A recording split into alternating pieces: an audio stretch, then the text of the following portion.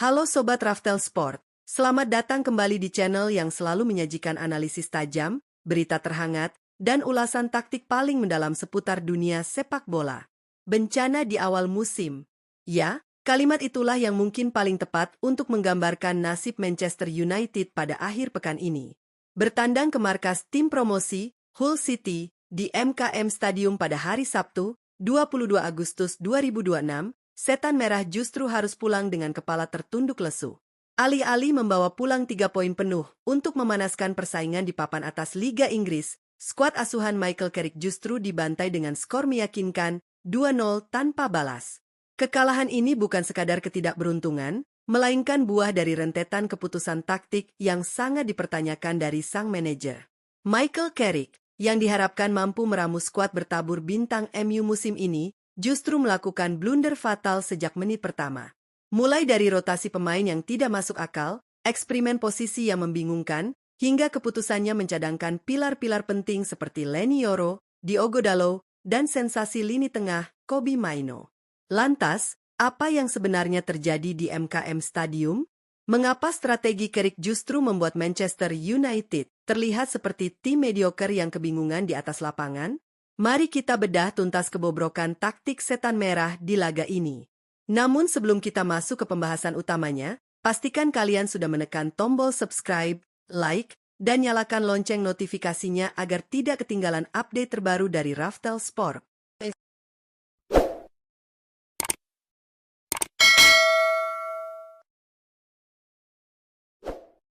Sobat Raftel Sport, bermain di MKM Stadium melawan tim yang baru saja promosi sejatinya adalah momen yang harus dimanfaatkan oleh tim sekelas Manchester United untuk mendulang poin dan membangun kepercayaan diri. Namun, yang terjadi di atas lapangan justru sebaliknya. Hull City asuhan manajer mereka tampil dengan determinasi luar biasa, menekan dengan intensitas tinggi, dan bermain tanpa rasa takut sedikitpun menghadapi nama besar Setan Merah. Sejak peluit babak pertama dibunyikan, terlihat jelas ada yang salah dengan struktur permainan Manchester United. Aliran bola mandek, lini pertahanan tampak panik setiap kali diserang, dan lini depan terisolasi tanpa suplai bola yang matang. Kekacauan ini berujung pada 2 gol bersarang di gawang MU, membuat puluhan ribu pendukung tuan rumah bersorak kegirangan. Kekalahan 2-0 ini menjadi pukulan telak yang menyadarkan kita semua bahwa ada kesalahan sistemik dalam taktik yang diterapkan oleh Michael Carrick di laga ini. Mari kita bedah blunder fatal pertama dari Michael Carrick, yakni keputusannya dalam menyusun kuartet lini belakang. Secara mengejutkan, Carrick memutuskan untuk menepikan bek muda berbakat, Leny Yoro. Keputusan ini memicu tanda tanya besar. Mengapa? Karena selama tur pramusim, Leny Yoro adalah bek tengah terbaik yang dimiliki oleh Manchester United. Ketenangannya dalam membaca permainan, kecepatan, dan agresivitasnya adalah kunci pertahanan solid MU bulan lalu. Begitu juga dengan dicadangkannya Diogo Dalot yang biasanya memberikan keseimbangan di sektor fullback. Sebagai gantinya, Carrick memilih untuk menduetkan bek muda Aiden Heaven dengan bek veteran Harry Maguire. Hasilnya, bencana total. Kombinasi Heaven dan Maguire terbukti sangat lambat dan gagal menciptakan stabilitas pertahanan yang dibutuhkan di Liga Inggris. Mereka berdua terlihat sangat rentan ketika menghadapi serangan balik cepat dari sayap-sayap Hull City. Lebih parahnya lagi, transisi negatif MU sangat kacau. Keputusan mencadangkan Yoro membuat lini belakang MU sangat mudah ditekan, preset. Build-up serangan dari bawah yang menjadi ciri khas MU gagal total karena pressing ketat Hull City. Puncak dari kelemahan ini terlihat jelas dari ketidakmampuan Maguire dan Heaven dalam mengantisipasi skema bola mati lawan. Pertahanan udara MU seolah-olah lenyap, membuat pemain Hull City dengan leluasa mengeksploitasi kotak penalti melalui sepak pojok dan tendangan bebas. Ini murni sebuah keblunderan rotasi dari Carrick. Bergeser ke lini depan, blunder Carrick tak kalah parahnya. Cedera mendadak yang menimpa Amad Diallo memang merusak rencana awal. Namun, cara Carrick merespons absennya Diallo justru menjadi bumerang. Untuk mengisi kekosongan di sayap kanan, Carrick secara mengejutkan memasang Brian Mbeumo. Sekilas, Mbeumo memang bisa bermain lebar, tapi mari kita ingat kembali catatan pramusimnya. Selama pramusim, Mbeumo tampil sangat luar biasa tajam, agresif, dan mematikan saat diposisikan sebagai penyerang tengah atau striker murni. Memaksanya bermain melebar di sisi sayap kanan di laga krusial ini membatasi daya ledaknya. Akibatnya, Mbak Umo bermain terlalu ke pinggir, kesulitan melakukan cut inside, dan terisolasi dari kotak penalti. Potensi terbesarnya terbuang sia-sia karena salah penempatan posisi. Lalu, siapa yang mengisi pos ujung tombak? Carrick memilih Matheus Cunha dan memainkannya dengan peran false nine. Ide awalnya mungkin agar Cunha bisa turun menjemput bola, memancing bek lawan keluar, dan memberikan ruang bagi winger untuk menusuk. Tapi teori tak semudah praktik di lapangan, Sobat Raftel Sport. Peran false nine Cunha tidak berjalan efektif sama sekali. Ia terlihat kebingungan dan kesulitan untuk bertukar ruang, swap position, dengan Mbeumo yang sudah terlanjur kaku di sisi kanan. Tidak ada konektivitas antara lini tengah dan lini serang. Serangan Manchester United pun menjadi sangat monoton, mudah ditebak, dan tentu saja sangat tumpul. Bek-bek Hull City tidak perlu bersusah payah, karena tidak ada ancaman nyata yang masuk secara langsung ke dalam kotak penalti mereka. Jika kesalahan di lini belakang dan depan belum cukup membuat fans MU naik pitam, mari kita lihat apa yang terjadi di ruang mesin alias lini tengah. Menghadapi tim promosi yang bermain di kandang sendiri dengan motivasi berlipat ganda, intensitas fisik adalah segalanya. Namun, apa keputusan Michael Carrick? Ia justru membangku cadangkan gelandang masa depan Inggris dan nyawa permainan MU, Kobbie Mainoo.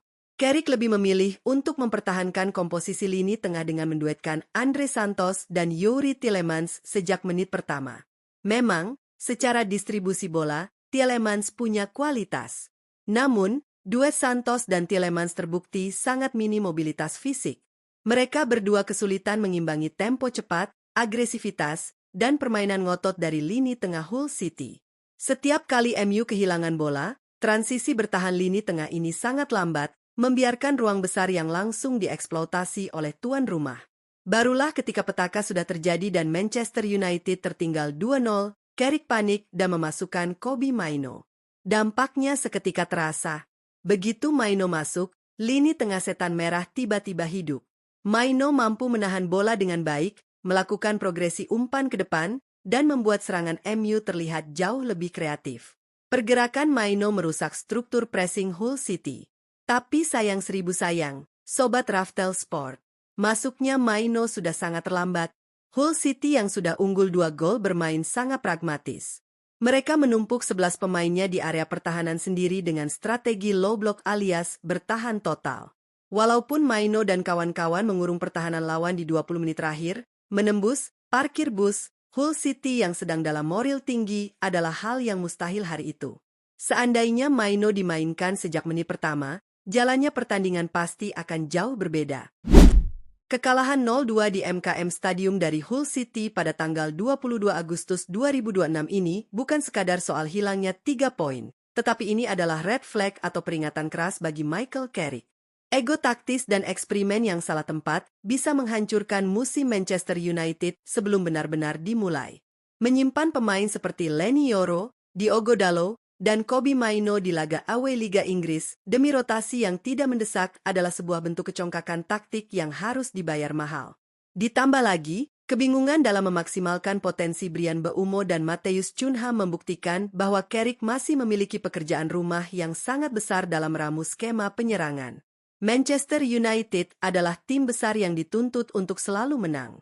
Jika Michael Carrick tidak segera berbenah, menemukan starting 11 terbaiknya, dan berhenti melakukan eksperimen konyol yang merugikan tim, bukan tidak mungkin kursi kepelatihannya akan mulai bergoyang dalam beberapa minggu ke depan. Fans menuntut hasil nyata, bukan sekadar teori false nine yang gagal di atas lapangan hijau. Nah, itu dia analisis mendalam dari Raftel Sport mengenai kekalahan memalukan Manchester United dari Hull City akhir pekan ini. Bagaimana menurut kalian, Sobat Raftel? Apakah kekalahan ini murni karena kebodohan taktik Michael Carrick, atau memang pemain MU yang underperform? Dan menurut kalian, siapa yang pantas menjadi starter di lini belakang dan depan MU untuk laga selanjutnya? Tulis opini dan unek-unek kalian di kolom komentar di bawah ya. Mari kita berdiskusi secara sehat.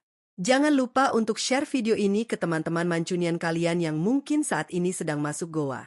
Klik tombol like jika kalian suka dengan analisis ini, dan pastikan sudah subscribe Raftel Sport. Terima kasih sudah menonton, salam olahraga, dan sampai jumpa di video selanjutnya.